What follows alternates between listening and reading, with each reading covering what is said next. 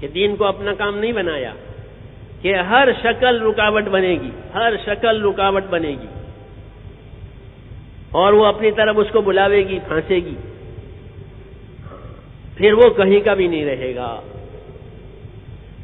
اصل کام چھوٹ گیا تو کہیں کا بھی نہیں رہے گا،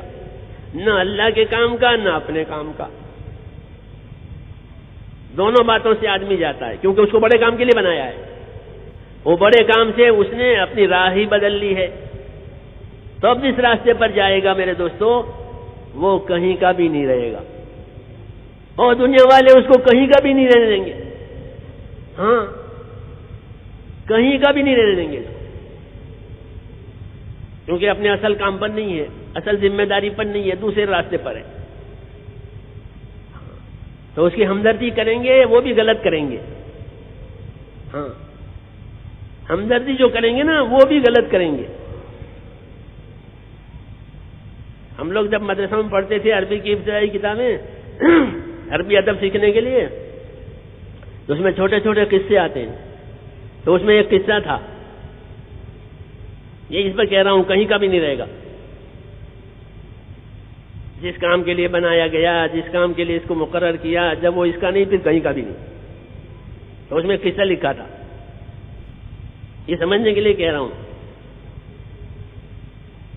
کہ ایک بادشاہ تھا، اس نے ایک باز پال رکھا تھا، شکاری باز جو جانور ہوتا ہے پرندہ، اسے پرندوں کا شکار کیا جاتا ہے، اسے تعلیم دی جائے، تربیت کی جاتی ہے اس کی، وہ شکار کرتا ہے، اشاروں پر چلتا ہے، ہاں شکاری جانور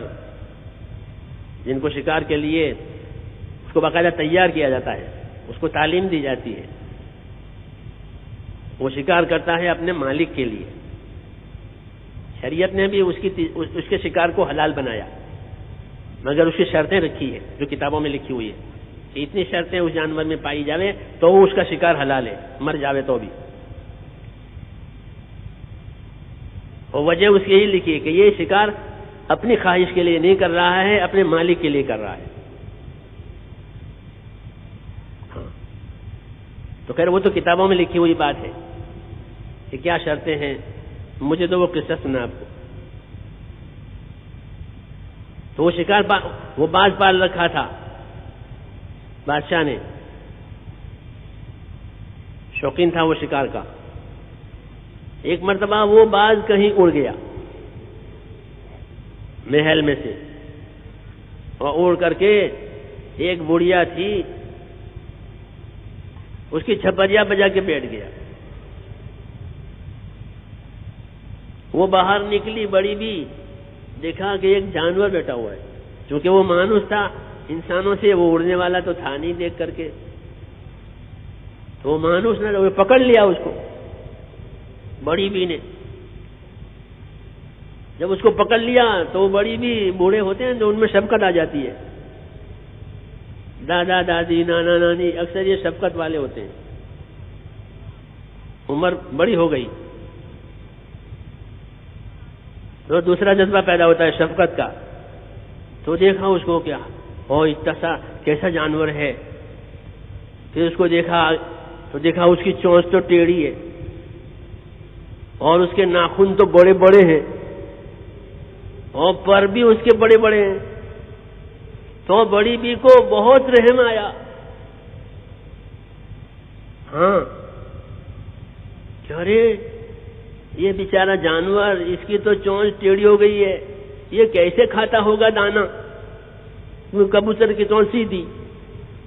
دانا چگنے کے لیے، اس کی چونچ ٹیڑھی گوشت نوچنے کے لیے،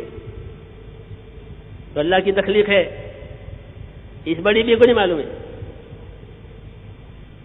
کہ اس کی تو چونچ ٹیڑھی ہو گئی ہے، او ہو اس کے ناخن کتنے لمبے ہو گئے، جو اپنے بچوں کے ناخن کاٹے، اور اس کے پر کتنے بڑے بڑے ہو گئے، بال کتنے بڑے بڑے ہو گئے، تو گھر میں لے گئی اور چونچ بھی کاٹ دی اور اس کے پنجے جو تھے شکار کر دبوچنے کے وہ بھی کاٹ دیے، اور اڑنے کے جو پر تیزی سے اڑتا تھا کبوتر کے پیچھے وہ پر بھی کاٹ دیے۔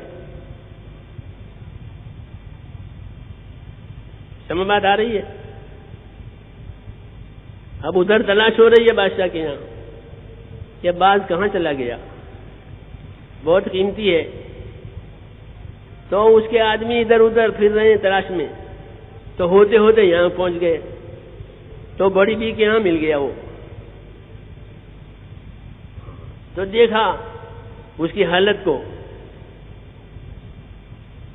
تو لے گئے بادشاہ کے یہاں اس کو کہ جی یہ حالت ہو گئی اس کی۔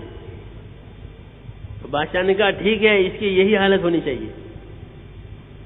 کہ جو اپنے کام کو، اپنے منصب کو چھوڑ کے کہیں اور جگہ جاوے، اس کی یہی سزا ہے کہ وہ کسی کام کا نہ رہے۔ تو اللہ نے مسلمان کو ایک کام دیا، اب وہ یہ کام چھوڑ کے چلا گیا، ہاں، تو دنیا والوں نے اسے کسی حالت میں رہنے ہی نہیں دیا، اس کی شکل، اس کی صورت، اس کی وضاحت، اس کا ماحول کہیں کا بھی نہیں رہا، پہچان بھی مشکل ہو گئی، کیونکہ یہ اپنے کام سے، اپنے منصب سے ہٹ گیا۔ ورنہ تو جیسے باز کی طرح باز کے بادشاہ کا چہی تھا، تو مومن تو اللہ کا چہی تھا۔ مومن کیسا ہوتا ہے کہ مومن تو اللہ کا پیارا ہوتا ہے، جی ہاں، کیوں کہ وہ اللہ کے حکموں کا پابند ہے، اس کے ذمہ کام ہے، اس لیے حق تعالی شانہ اس کے اعمال کو اوپر اٹھاتے ہیں، ہاں، اس کے اعمال اوپر اٹھائے جاتے ہیں، یہ قیمتی ہے بہت۔ اس نے عمل کیا کہ اوپر اٹھاؤ، اس نے کنکری ماری مینا میں کہ جو کنکری قبول ہوئی وہ اوپر اٹھ جائے گی، جو نہ قبول ہوئی وہ نیچے رہ جائے گی، تو اس کی تو کنکریاں بھی قبول۔ پرانی حدیثوں میں صحابہ نے پوچھا رسول اللہ اتنی کنکریاں وہ کہاں جاتی ہے؟ فرمایا جو مقبول ہوتی ہے وہ اوپر اٹھا لی جاتی ہے، جو نہ مقبول ہوتی وہاں پڑی رہتی ہے۔ اس سے اندازہ لگاؤ ایمان کی قیمت کا،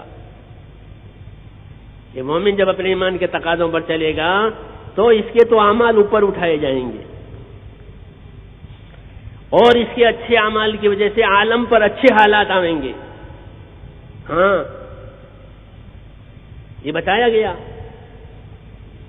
یہ تو ایمان والے ہیں، یہ تو ڈرنے والے ہیں، یہ تو تقاضوں سے کام کرنے والے ہیں، کہ ہاں ان کے اس رویوں کی وجہ سے ہم دنیا کے حالات بہتر بنائیں گے۔ تو دنیا کے حالات کا بہتر بننا، دنیا کے حالات کا بگڑنا، وہ دوسروں سے متعلق نہیں ہے، ہم سے متعلق ہے۔